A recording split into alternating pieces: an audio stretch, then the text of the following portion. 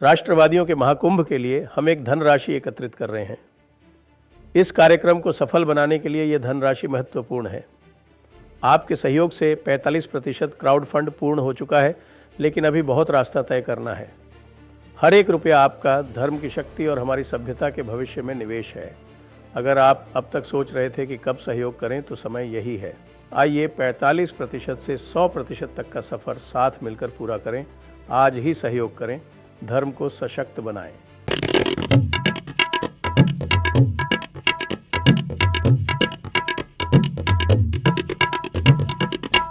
नमस्ते। आप सभी से अनुरोध है कि कृपया हमारे चैनल को सब्सक्राइब करें, वीडियो को लाइक करें। तो भैया, ट्रंप की लग गई लंका। क्यों? क्योंकि यूएस के कोर्ट ने बजा दिया डंका।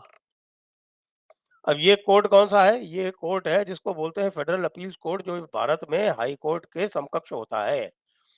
और उस कोर्ट ने ये रूलिंग दी कि ट्रंप के जितने भी क्या ये उसमें शब्द यूज किया गया है, मोस्ट यानी अधिकतर जो टैरिफ ट्रंप ने लगाए हैं वो इलीगल हैं। अब ट्रंप बाबू ने उसके बाद में फिर एक लंबी चौड़ी पोस्ट लिखी साहब, बड़ी लंबी चौड़ी पोस्ट लिखी। और उसमें क्या लिखा वो मैं आपको बता देता हूँ कि ट्रंप मियाँ इतने घबरा गए कि उन्होंने कहा कि साहब कि ये तो डिजास्टर हो जाएगा। कहेंगे साहब कि बट दे नो कि if these tariffs ever went away, it would be a total disaster for the country. Mr. Trump, it's not the tariff that are total disaster for the country. It is you. You means Donald Trump, who is total disaster, not just for the US, you are a total disaster for the entire world. पूरी दुनिया के लिए तुम एक बहुत बड़े disaster हो, mister Trump. तो अब क्या होगा? होगा ये कि अभी तक कोर्ट ने जो है, वैसे तो ये देखा जाए कि लोग कह रहे हैं कि साहब कि ये जो कोर्ट है ये बेसिकली कंजर्वेटिव मेजोरिटी वाला कोर्ट है, लेकिन उसके बाद भी उसने वर्डिक्ट जो है वो मेजोरिटी ने ट्रंप के अगेंस्ट में दिया है। और ट्रंप के अगेंस्ट में देने के बाद में ये भी कहा है कि भाई अभी जो है हम रिमांड कर रहे हैं इसको, अभी तक आप टैरिफ तुरंत खत्म करने की जरूरत नहीं है। जो रिमांड कर रहे हैं उसको कि भाई ये तय कर दो, नीचे वाला जो कोर्ट है कि इंटरनेशनल ट्रेड कोर्ट है न्यूयॉर्क का, उसको भेज दिया है, उसको ये कह के कि ये तय करेगा कि भाई ये जो दोबारा ये देख के तय करेगा कि ये जो सैंक्शंस हैं या जो टैरिफ हैं ये आप नेशन वाइड कैंसिल करेंगे कि या जिन पार्टीज ने अप्लाई किया केवल उन्हीं के रिस्पेक्ट में या उन्हीं के ताल्लुक में आप उसको कैंसिल करेंगे। लेकिन ये जो चीज़ आई है वो इससे आई है क्योंकि यूएस सुप्रीम कोर्ट ने एक बार कहा था कि भाई आप जो है वो कोई भी डिस्ट्रिक्ट कोर्ट पूरी कंट्री के लिए फैसला नहीं ले सकता है। लेकिन उसके बाद भी रास्ता निकाल के उन्हीं कोर्ट्स ने दोबारा, और बाकी जो दूसरे कोर्ट्स हैं वो पूरे कंट्रीज के लिए, पूरी कंट्री के लिए, पूरे यूएस के लिए वो टैरिफ्स को या वो जो दूसरे जो काम किए हैं इन्होंने इलीगल, वो पूरी कंट्रीज के लिए इनवैलिडेट कर दिए हैं। और हो भी रहा है सारा काम उनका जो है वो अभी होल्ड भी कर रहे हैं वो सारे वर्डिक्ट्स। तो ये बड़ी विचित्र समस्या पैदा हो गई ट्रम्प अंकल के लिए। और ट्रम्प अंकल के लिए यही समस्या नहीं है, क्योंकि ट्रम्प अंकल जो कर रहे थे और वो भारत के लिए कर रहे थे, उसके लिए एक न्यूयॉर्क टाइम्स में एक बड़ा आर्टिकल भी निकला है। और न्यूयॉर्क टाइम्स में आर्टिकल ये निकला है कि जो 27 जून को जो बातचीत हुई ट्रम्प की और मोदी की अटलांटा में, आपको पता है वहाँ मैनिटोबा में, जहाँ पर ये हो रहा था उनका कैरसेंसिस, क्या नाम है उस जगह का, छोटी सी जगह थी। तो ये तारीख थी शायद 17 जून या 27 जून, मुझे एग्जैक्टली याद नहीं आ रहा है। एक मिनट में, ये न्यूयॉर्क टाइम्स में ये निकला हुआ है तो इसको मैं देख लेता हूँ। 17 जून को, तो 17 जून को ये बात हुई मोदी की। और डोनाल्ड ट्रंप की कनाडा से। कनाडा में थे मोदी जी।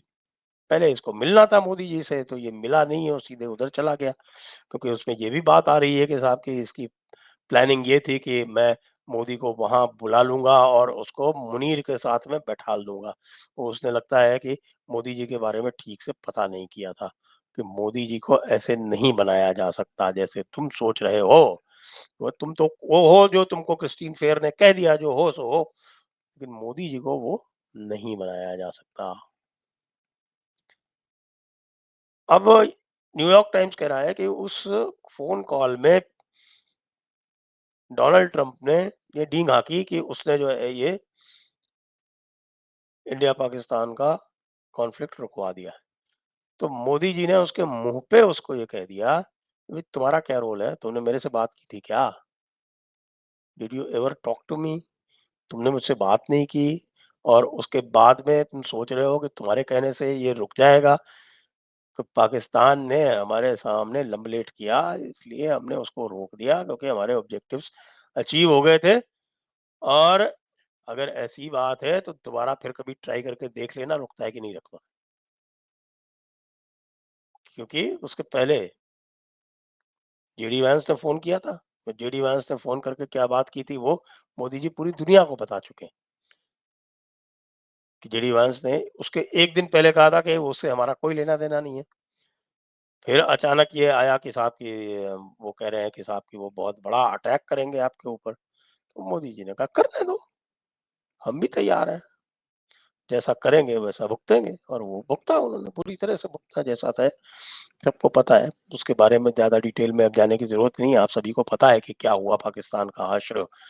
अब तो पाकिस्तान भी कह रहा है कि साहब हमने तो अमेरिका से कोई मदद नहीं माँगी, अमेरिका को इसमें कोई रोल नहीं है, वो तो हमारा नुकसान बहुत ज़्यादा हो गया था तो हमने भारत से बात की। ये इशाक डार ने बोला है, अभी-अभी 2 दिन पहले, हमारा नुकसान ज़्यादा हो गया था इसलिए हमने भारत से कह दिया।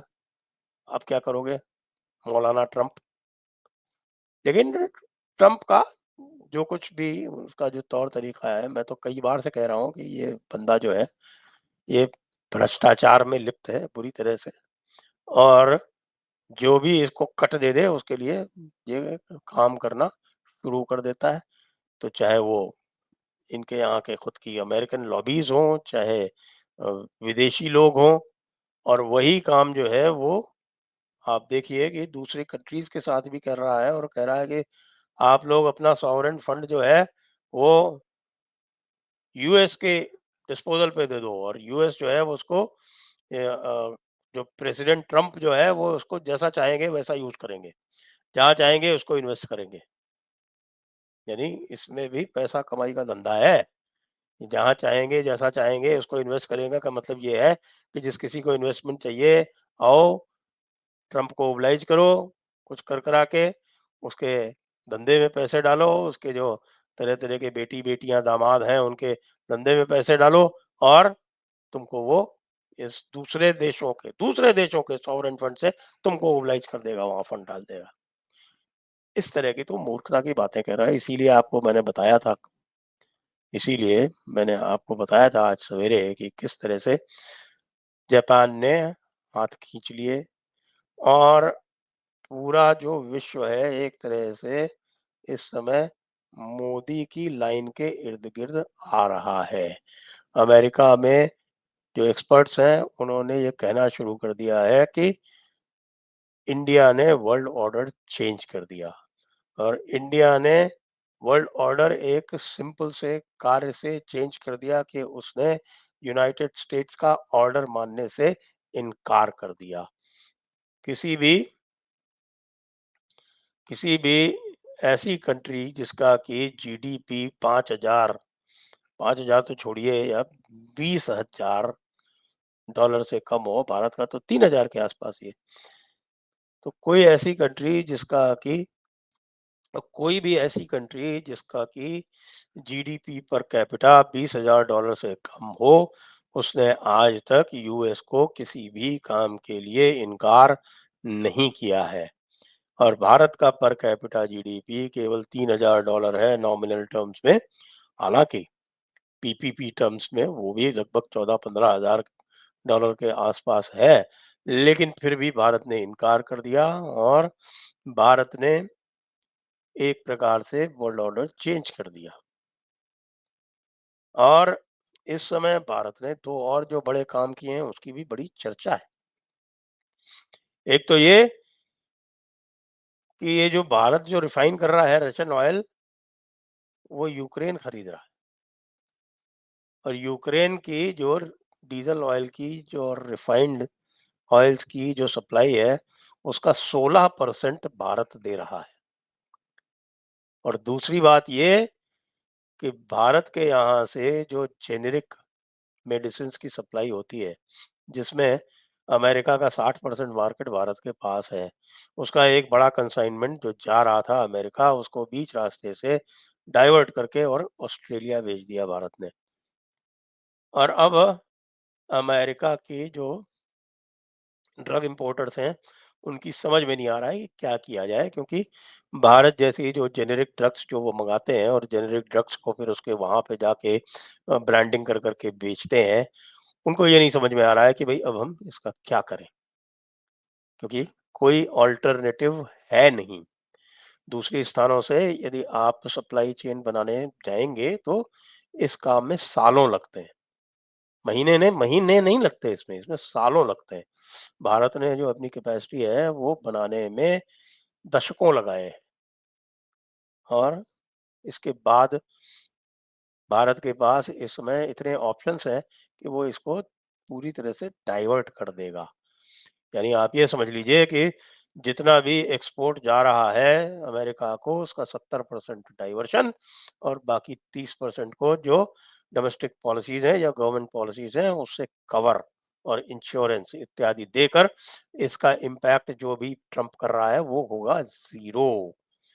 और साथ में भारत की ये हिम्मत देख के पूरे विश्व में हिम्मत आ गई है और सब के सब ट्रम्प की गुंडई के विरुद्ध खड़े हो गए हैं। यहाँ तक कि अब तो यूएस के कोर्ट्स भी ट्रम्प के विरुद्ध खड़े हो गए हैं। जय हिंद, जय भारत, वंदे मातरम।